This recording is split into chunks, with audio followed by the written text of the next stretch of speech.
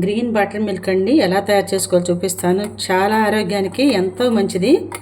మీకు ఎండ తాపాన్ని తగ్గిస్తుంది, వడదెబ్బ కొట్టుకోకుండా ఆరోగ్యాన్ని ఇస్తుంది అనమాట. డైజెషన్ అంతా కూడా హాయిగా చాలా చాలా బాగుంటుంది. మజ్జిగ తాగితే చల్లగా ఉంటుందండి.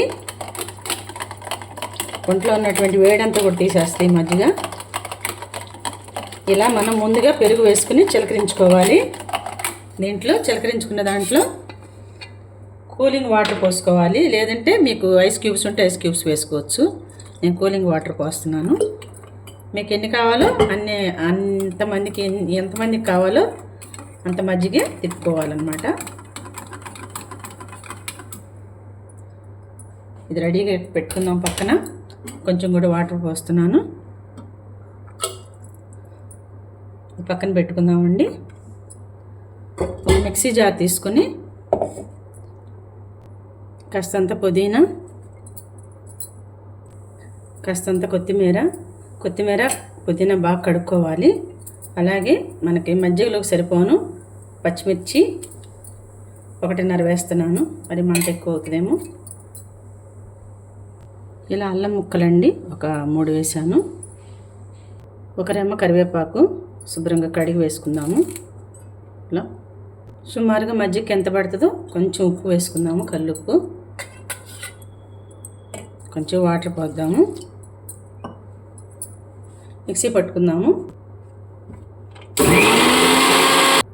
మజ్జిగ దీంట్లో కలిపేద్దామండి. కావాలంటే మీరు వడకట్టుకోవచ్చు.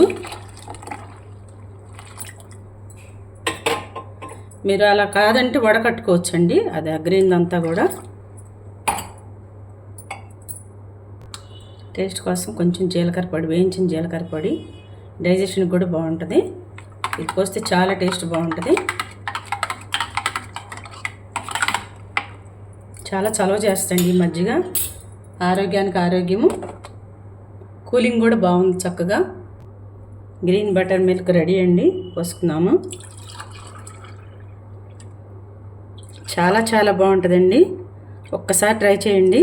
ఈ వేసవకాలం ఇలాంటి డ్రింక్స్ తాగితే ఆరోగ్యానికి ఆరోగ్యము, ఎండ తాపం నుంచి కూడా మనల్ని కాపాడుకోవచ్చు.